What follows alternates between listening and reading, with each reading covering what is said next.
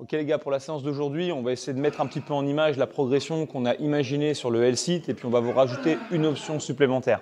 Donc l'idée sur le L-Sit, ça va être de démarrer au sol avec un petit exercice d'échauffement pédagogique qui ressemblerait à ça. Posez directement au sol, les jambes écartées, le buste un peu en avant, les épaules au-dessus des cuisses. Je viens ici appuyer avec les mains et l'exercice, c'est de demander aux athlètes de venir lever les jambes l'une après l'autre pour une vingtaine de répétitions comme ceci. Commencer un petit peu à travailler les fléchisseurs de hanches et puis aussi au niveau du haut, leur donner la consigne d'avoir la même position de holo un petit peu gainé. Une fois qu'ils sont capables de faire ça, simplement on va tenter de faire le même exercice, mais directement avec les jambes tendues. Le buste reste toujours penché vers l'avant, abdominaux serrés, les mains à l'extérieur des jambes. Et cette fois-ci, je viendrai lever les deux jambes ensemble. Juste pendant une seconde. À partir de là, je pourrais commencer à évoquer les différentes progressions. Donc pourquoi pas tenir d'abord 15 secondes en statique comme ceci. Et si les athlètes sont bons, commencez à augmenter légèrement la difficulté. Donc tout d'abord, en travaillant par exemple avec des box.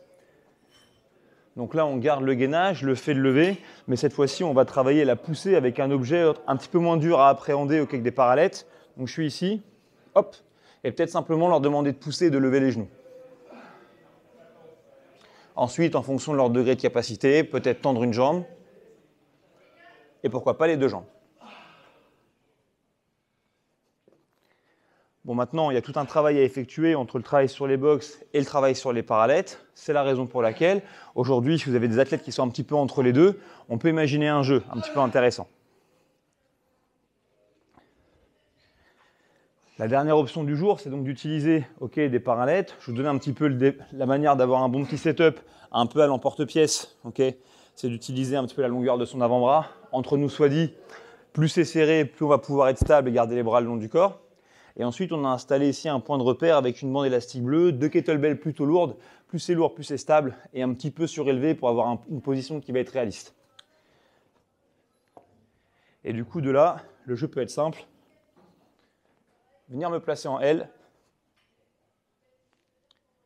Et pendant le WOD, si j'ai un peu de fatigue, soit c'est un rappel que je dois remonter, soit carrément je peux utiliser un peu l'assistance de l'élastique pour me soulager et être capable de tenir un peu plus longtemps. Hop. Ça a l'air de rien, mais ça enlève un petit peu de charge sur ce mouvement qui est à poids de corps. Ça maintient un maximum de paramètres du mouvement RX. Donc si vous avez un petit peu l'équipement, c'est original, vous pouvez essayer.